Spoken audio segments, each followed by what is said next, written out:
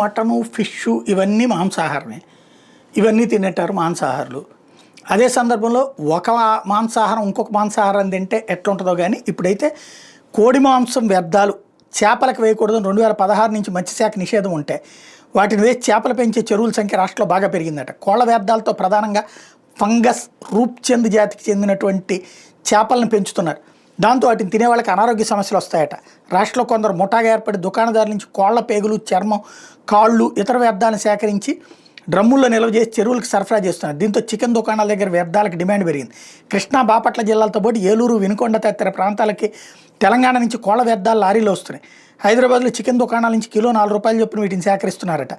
అక్కడే గోప్యంగా గోదాములో వ్యర్థాలు నిల్వ చేసి అనంతరం కిలో ₹12 చొప్పున చెరువులకు సరఫరా చేస్తున్నట్టు. మరో విశాఖ నుంచి రోజు 10,000 కేజీల వ్యర్థాలు సేకరిస్తున్నారట. వాటిలో అధిక భాగం గోదావరి జిల్లాలోని చేపల చెరువులకు వెళ్తోంది. గత నెల రోజుల వ్యవధిలో విశాఖ నుంచి కాకినాడ తరలిస్తున్న సుమారు 21 కోళ్ల వ్యర్థాల వాహనాలను అధికారులు సీజ్ చేశారు.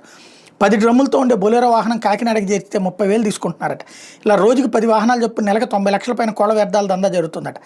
సాధారణంగా చేపల పెంపకానికి వాడే ఆహారం పెల్లెట్స్ ధర కిలో ₹40 పైన ఉంటుంది. దీన్ని ఎకరానికి 10,000 చేప పిల్లలు ఉన్నటువంటి చిన్న సైజు చెరువులో 2 బ్యాగులు అంటే 100 కేజీలు, పెద్ద సైజు చేపలు ఉన్న చోట్ల అయితే 10 బ్యాగులు ప్రతిరోజు వేయాల్సి ఉంటుంది. అదే చికెన్ వ్యర్థాలు అయితే ఎకరా చెరువుకు 2 క్వింటాళ్ళు చేస్తే వారం వరకు ఆహారం వేయాల్సిన అవసరం ఉండదట. మరోవైపు పెల్లెట్స్ కంటే కోళ్ల వ్యర్థాలు తక్కువ ధరకు లభిస్తుండటంతో పాటు చేపలు సైతం త్వరగా పెరుగుతుండటంతో అటువైపు మొగ్గు చూపుతున్నారట.